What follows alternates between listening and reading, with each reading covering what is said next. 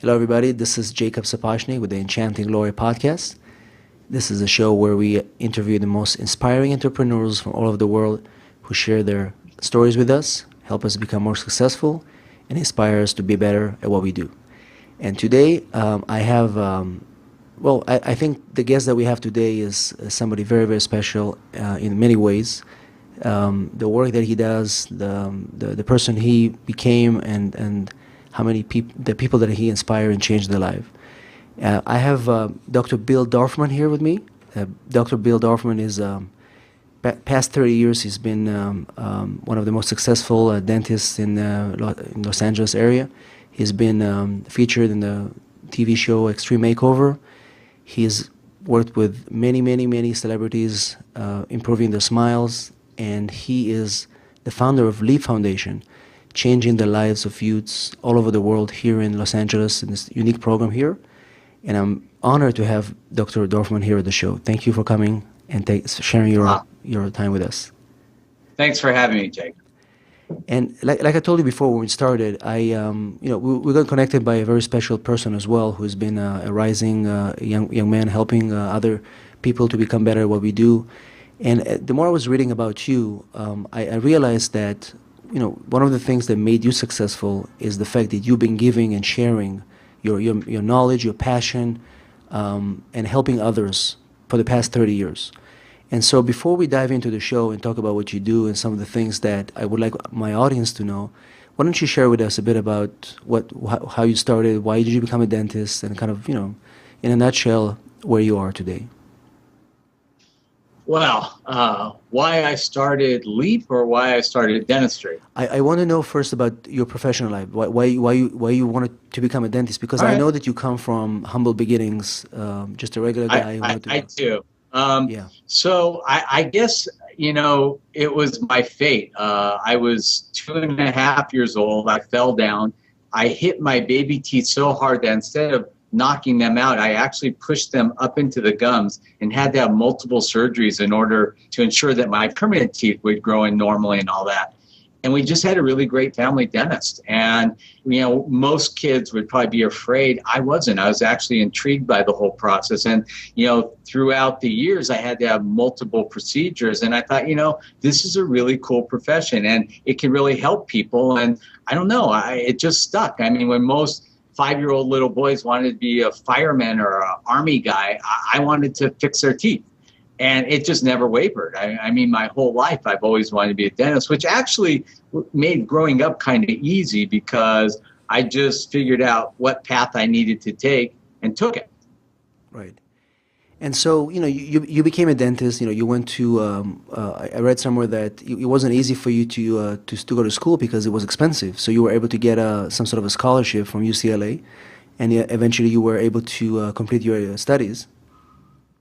I did. I was very fortunate. I got a scholarship to UCLA, which paid for my education, and then I got accepted into dental school. I went to what I consider to be the best dental school in the world, University of the Pacific. It's now called the Dugoni School of Dentistry, and I'm very good friends with the dean, Art Dugoni, who's the dean of the dental school. And they just actually moved the dental school to its new location. So that was really fun. I went up there for the inauguration, and I had a great time in dental school. I graduated dental school, and then I did a 2-year residency in Switzerland. And I think that was the point in my life where I really started to learn what it took to be successful. And I'll give you a short little anecdotal story about that. There were 400 applicants for this position in Switzerland. They only took one person. There was no reason in the world why they should hire me. I didn't speak French. I had zero experience. I'm coming straight out of school, but I really wanted the job. So I had every doctor that I ever worked with in dental school write a letter of recommendation. On top of that, I started calling the director of the clinic on a weekly basis, asking him, how it was going and how the selection process worked. And about a month before I graduated dental school, I realized there was like a snowball's chance and where that I'd get this job. So I called him up and said, "Can I take you to lunch?" Mm-hmm. He said, "Lunch? You're in San Francisco. I said, I know, but I'll fly out. Now, the fact that I said I'd even fly out was kind of crazy because I had no money. So I literally took out a loan. I flew out to Switzerland, and I met this guy for lunch. And I think the fact that I was the only person that did that kind of motivated him to hire me. But he still didn't trust me. He said, we don't have a position for 2 months. I said, that's fine, because I just graduated school, and I thought it would be a great time to, travel through Europe. So, and he would test me. He'd say, next week, call me Wednesday at 3. And then a week later, Thursday at 4. And that was before cell phones, so it wasn't easy. I had to go to the post office, but I did it, and he hired me, and it was great. And I stayed there for 2 years. I learned how to speak French. I learned how to ski. I learned how to do better dentistry. And then I came back and I set up an office right where I'm sitting here, actually, in Century City. I'm in the LEAP office here, but I have my dental offices upstairs. And I've been here 30 years almost. Oh, and as I'm listening to your story, I'm thinking I just spent a few days with John Assaraf, who was featured in the movie The Secret, and he was sharing a story with me, saying that when he started, he was only 19 years old.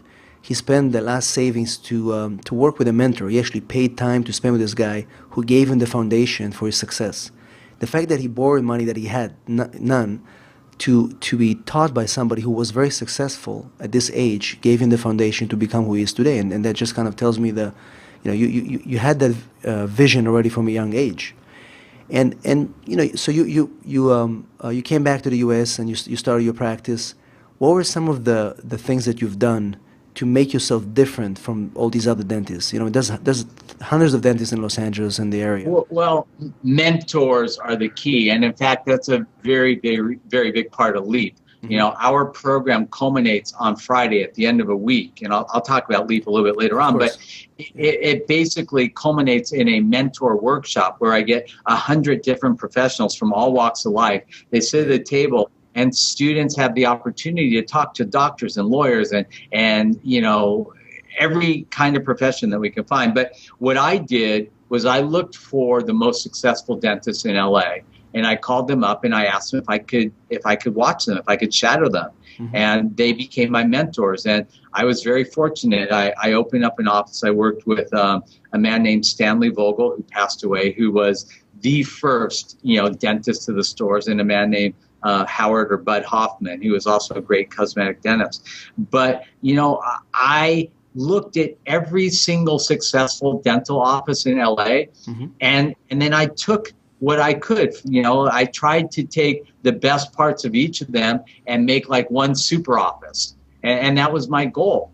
And, I was going to buy Bud Hoffman's office, and I had been with him 2 years. And one day he came in and said, you don't need to buy my office. He said, you have more patients than I do. He said, your practice is growing faster than mine. Open your own. So I did. And I'll never forget my first month in practice, I made $18,000. And I thought that was amazing. Like, I grew up in a very, very humble household. I mean, my dad didn't even make that much money the whole year I applied to college. So I was excited, and from there it just kind of exploded. And then right around 1990, I was very fortunate. I met a guy who became my best friend, Robert Heyman, and another good friend of mine, Dave Dossiter, and we formed Discus Dental. And Discus Dental became the largest tooth whitening company in the world. We created Night White and Day White and Zoom, and then we acquired Bright Smile and brought that into that product line. But that company, in its first year in sales, we did $2 million in sales. The next year we did $4 million, then $8 million, then $16 million. It just kept growing and growing and growing. And at that point, I realized I needed to go back to school.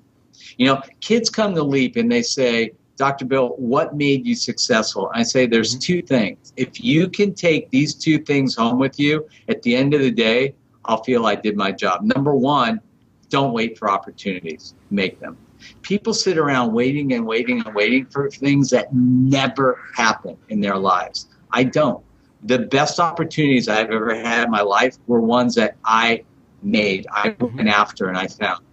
And number two, when you get an opportunity, don't take it, excel in it. master it. Because, you know, here I am in this company. I see how viable this company is. I have a great dental background. I didn't know how to read a spreadsheet. I sat in board meetings feeling like an idiot. So I went back to UCLA and I took business classes at night. And it wasn't easy. You know, I had a wife, I had kids, I worked a full day. It wasn't easy, but I knew it was important. And I knew that at the end of the day, when I wanted to retire, I wasn't going to be able to live the kind of life I wanted to live just as a dentist. So this was an opportunity for me to do more, you know, and, you know, we go along and Discus is growing and we're at, you know, 14 million, 18 million, 20, and we kind of plateaued at about $76 million in sales. And we couldn't break that. There were all these competitive products out there, good products, but over-the-counter products, take-home products, other whitening products. In 2003, I had a great opportunity.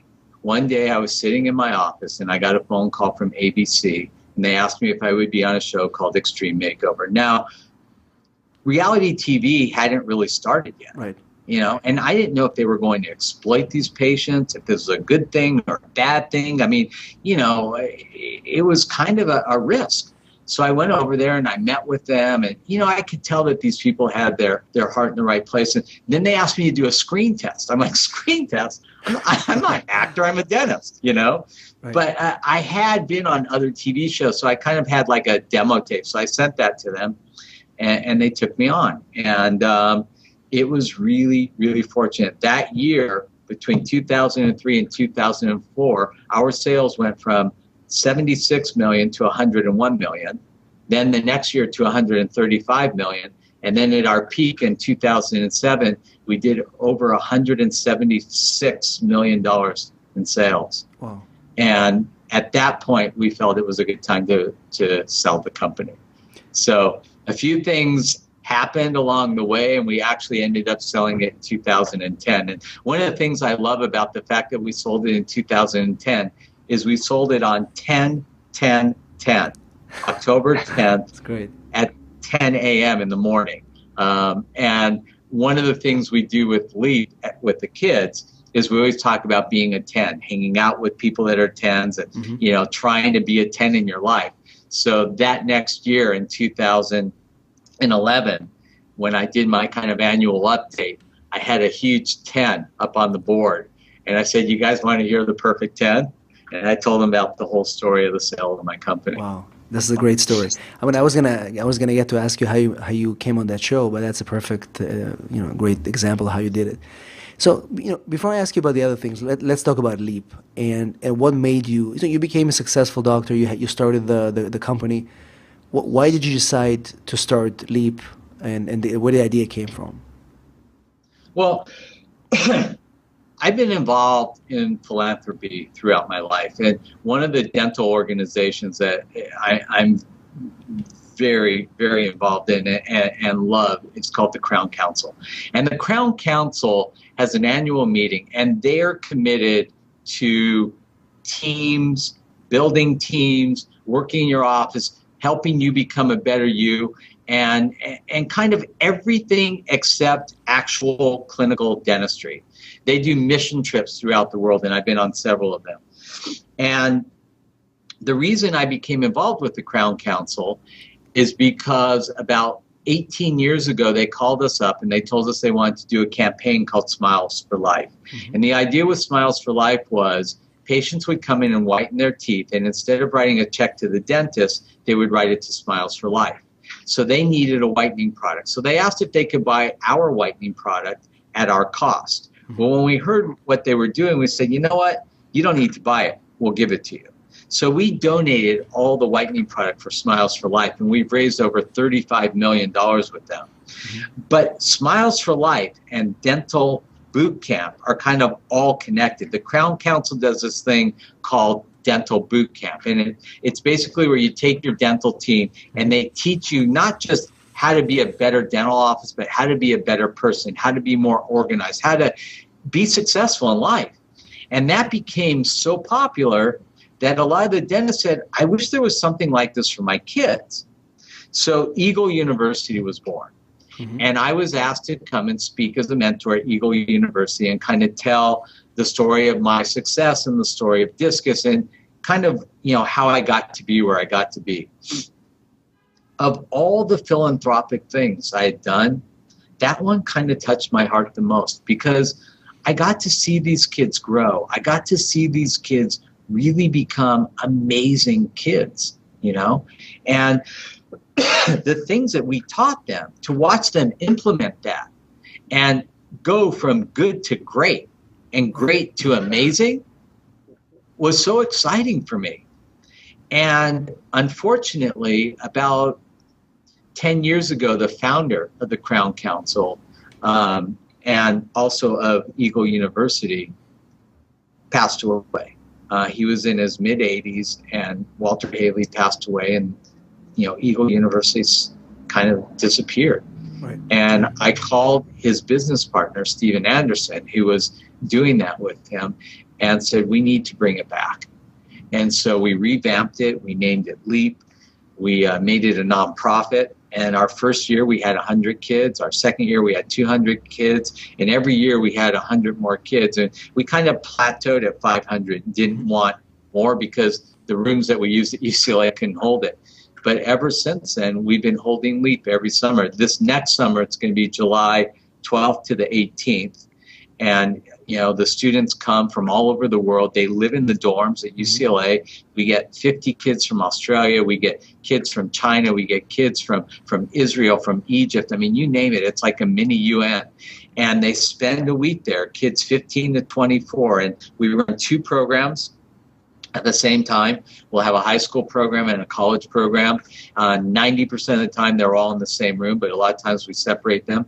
And our goal is to teach them skills that they need to be successful in life that they don't learn in school. Time management, money management. We teach them public speaking, how to fill out a job application, how to write a resume. We teach them gratitude. We teach them etiquette. I mean, you don't learn this stuff in school, but you need it. You need it in life. And so that's what we do at LEAP. We teach them these skills, and they're with us for a whole week. But that's not all. Because when we finish, we stay in touch with them for a whole year after LEAP. So kids will come to the program. We put them in a group of 10 with a coach, and the coaches are people that have gone through the program and have excelled in the program and excelled in life. Because if our coaches graduate and then we interview them, they haven't really done anything but like work at Starbucks for a year, right? They're not going to come back and coach. They need to go out and do the things they said they were going to do. We hold them accountable. And so we put the kids in a group, and then that coach will stay in touch with them throughout the year. And when I was reading about LEAP, one of the things that I found very interesting, and I want you to tell me more about this, is that in addition to teaching them all these principles, you also mentioned one very important thing, and it says, be aware of who you surround yourself with. Make sure you surround yourself with people that will elevate you as opposed to take you down. Because a lot of these kids, they have friends that are no good. They get involved in activity that is not helpful. Right. How do you make them, first of all, find those people, identify who they are, and make sure they continue to do that? So one of the things we do at LEAP is we strive to teach the kids to act like a 10, to walk like a 10, and then surround themselves with people that are 10s. Because if you surround yourself with people that are 2s, we call them turkeys. If you surround yourself with turkeys, you become a turkey. We want them to be eagles. We want them to soar with eagles. And so we literally have them sit down and write out the people's names who are bad influences in their life, and we encourage them to get those people out of their life, to try and surround themselves with their new friends that they're meeting at LEAP and people that are going to help elevate them. And that's why we expose them to mentors as well. I'm just going to tell you, as a parent, if you want to know what kind of kid you're raising, look at their friends. Because birds of a feather do flock together. So if your kids are hanging out with a bunch of dropouts and druggies and all that, you need to do something to change that environment, because that's toxic for a kid. Absolutely. And, another thing that you do, you bring those celebrities, lawyers, doctors, successful people, and the kids can ask them for 30 minutes any question. What are the most common questions they get asked, those celebrities, those high achievers? Well, what we do with the celebrities is a little bit different. Mm-hmm. Basically, at LEAP, we have speakers come all the time. And so I ask a lot of my patients that are committed to helping kids to come. And they're amazing. I've had Usher, I've had Eva Longoria, I've had Paula Abdul, Kevin Nealon, Seth Green, Mary Murphy. We even had our mayor, Eric Garcetti. Right. And, and we've had the mayor of Perth, Lisa Scafidi, and she brings almost 50 kids with her every year. Mm-hmm. But we take these leaders because, kids think Kelly Osbourne has had a charmed life. She hasn't had a charmed life. Absolutely. She's had a really hard life. And, they think that celebrities have it so easy. They don't. So I like to have celebrities come up and talk about the things they did that made them successful. But I think the most common question that kids will ask mentors when they're sitting at the mentor workshop is, what made you successful? I asked Donald Trump when I interviewed him. He said, love what you do. Mm-hmm. That's important. But everybody has a little bit different take on it. And then specifically, if there's a kid sitting with a mentor who is actually doing the job they want to do, they'll ask them questions like, what do you love about your work? What don't you love about your work?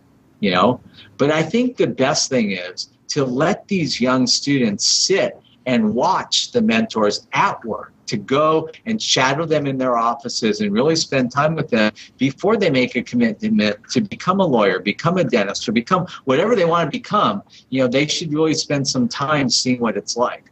Right. And I know you have a program, part of this LEAP, that is called How to Be a Gentleman. And I found it to be very interesting because nobody really pays attention to this. And it's a very important part of a young person's life, because if you don't teach somebody how to be a gentleman at an early age, how do you expect them to become a productive, respectful adult? What do you do in that program? And I'm curious. Well, excuse me. We started the program, and we do this mentor workshop that I told you about. We have them all wear business clothes. Well, the first year we did it, I realized that 90% of the young men there couldn't tie a tie. Mm-hmm. And then when you go a little bit deeper and you realize that 60% of the kids that come to LEAP come on scholarship, a lot of them don't have father figures in their house. They don't have male figures in their house. They don't know how to be a gentleman. They never learned it. So we talk about that. We talk about, business setting, there's a lot of things that young men need a father figure or a male figure in their life to help them with, and a lot of them don't have it. So we presented that to LEAP, and it's always been a hit every year. And it's fun to watch these kids just soak this up and teach them. If you go to a business dinner and you don't know which fork to use, which knife, these kids, they don't know, and so we try and prepare them. And it's even easy as when you come and stay at somebody's house, you bring a gift. You bring flowers, or you bring a dessert, or you bring something. If you stay overnight in somebody's house, you leave the room immaculate. It's not a hotel. You don't leave, towels on the floor. And even though they're probably going to wash the sheets, I always tell them, make the bed, make the room look like it looked when you left. But, they'll do it if they know it. Right. A lot of them don't do it because nobody ever told them to do that. Right, and nobody cared enough to do that. Exactly. So what we're going to do is we'll have links to the LEAP website and any other ways to find the organization. If you had a message to the audience that are listening to the show, what can we do to help, or what message you would like to pass through LEAP? Well, I would say if you're a parent or you're close to any kids between the age of 15 and 24, please send them to our program. If you run a company and you have 200, 300, 400 employees, I think it'd be amazing. We have a lot of companies where the founder of the company will pay for 10 students to attend LEAP, and they actually have their employees fill out applications, and it's kind of a contest, and they give this reward to these kids, or if you're just somebody who wants to help a kid really change their life, you can sponsor a kid or 2 kids. I'll tell you something. We teach appreciation. We have something called an I appreciate note. and it's a blank pad. It says, I appreciate, and they'll put your name, Dr. Bill, for, and then they'll tell you. And at the end of the week, if we have 500 kids at LEAP, I'll probably get close to 400 I appreciate notes. And I'll tell you, 90% of those will say something like, LEAP changed my life. This changed my life. And I know we did. I mean, I know we did. I know parents will come up to me and say, I don't know what you did in 1 week that made my kid like that, but that's amazing. I said, you know what it is? I'm not their parent. You know, it's a little bit different source. When it comes from somebody else, it has a little bit more impact. Absolutely. You know? And in all these cards and all these things that I get from these kids, there'll probably be 2 or 3 every year that will say, you saved my life. And I know we did. Kids come into this program, and a lot of them are going through a really tough time, and they need a good support group. They need friends. They need somebody to say, hey, you're a 10. You know, that's the first thing that we do with them. We say, you're a 10. Act like a 10, walk like a 10, talk like a 10, surround yourself with people that are 10s. And I have seen kids that come into this program that look like they're literally afraid of their shadow, turn around in a week and get on stage and sing. Right. I mean, it's unbelievable. It's unbelievable. I mean, if you just go on the website, you'll get a taste of it. But if you really want to get a taste of it, just come to the program. We always invite anybody who wants to come and watch certain parts of the program. And I'll make sure we have links in our show notes, and we're going to be able to share it on Twitter and our large social network as well. And you know, that'd be great. A lot of the things that you said now, Bill, I'm thinking to myself, you know, even adults can apply this to themselves. If people who are behind say, you know what, I'm not confident enough. I'm not. My people, you know, people around surrounding me are taking me down. I need to change this. It's of course it helps the youth, but a lot of the things that you talk about can be applicable to anybody who is in a low moment. In fact, you said something. He who does the giving receives the greatest gift. And I think this is kind of what drives this whole thing in your success, because you can't just keep everything to yourself. It has to be shared with the world, so they can all, you know, be elevated together. Well, you know, when kids leave LEAP, I give them this card. Can you guys get me one? I'm going to read it, the LEAP card. And, you know, my feeling is if you leave this world without having left it a better place, what was the sense of living? You know, and that's why I'm so dedicated to philanthropic work. And so we give the kids these cards when they go to the program. And on the back of it, there's something I wrote. And I asked them to keep this in their wallet with them and take this everywhere. And I feel if they actually live by this, we did our job. You can read it. It says, I will remember what is important, and that my goal should be to make the world a better place for me having been here. I will show love, compassion, and patience for those I contact, including myself. Each day I will be thankful for all my blessings. I will be addicted to helping others. I will maintain a sense of humor and wonder. I will share my heart, my time, and my material possessions, and remember that no thing is more important than people. I will maintain a sense of fun and adventure, and I will constantly strive to improve myself in all facets of my life and learn and grow each day. Oh, this is beautiful. And do that forever. My favorite all-time quote by any celebrity, Anthony Hopkins. He said, Doc, when I grow up, all I want to be is a little boy. Wow. I'll make sure we have it as a tweetable quote so people can tweet it. Wow.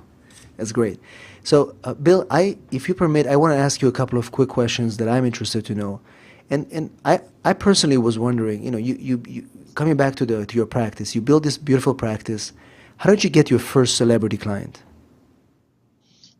Well, I was working with a mentor, and I remember the very first day I was in his office. Now, this was in 1986. Okay. I saw Flip Wilson, Senator Tunney, and Linda Evans, who was on the hottest show in the world at the time, Dynasty. Absolutely. So it was like that every day in his office. And, you know, it just started growing. But when I opened up my own office, my very first big celebrity patient was with me until she passed away, and she passed away last year, and that was Esther Williams. And most young people don't know who she is, but she was the biggest star MGM ever had.